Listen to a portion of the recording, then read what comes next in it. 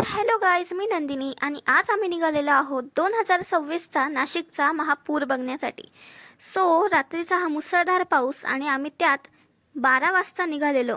तर तुम्हाला खरं सांगते, माझी तब्येत बरी नव्हती तरी सुद्धा बाहेर जायचं म्हणजे धमाल मस्ती करत करत आम्ही निघालो. आणि त्यात सकाळचं दृश्य काही असं होतं, त्यामुळे मला अजूनच उत्सुकता लागली नाशिकचा महापूर बघण्यासाठीची. आणि म्हणूनच आम्ही रात्रीचे 12 वाजता का होईना पण नाशिकचा महापूर बघण्यासाठी गेलो.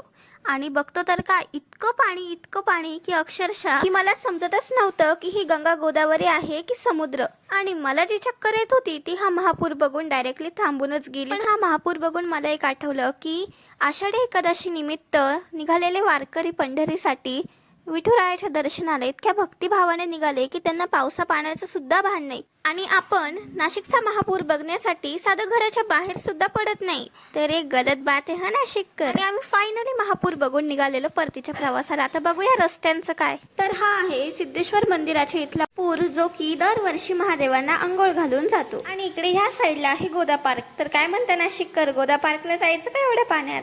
आणि रस्त्यांमध्ये पण पावसामुळे इतकं पाणी साचलं होतं की खूप हळूहळू चालावं लागत होतं, पण तरी सुद्धा आम्ही एन्जॉयमेंट करत करत पावसाचा आनंद घेत होतो बरं का. आणि फायनली निघालो आम्ही घरी. तर काय म्हणता नाशिककर, पावसाचा आनंद आणि महापूर बघण्यासाठी कधी येतात? सो बाय, भेटूया नेक्स्ट व्लॉग मध्ये. Like and subscribe.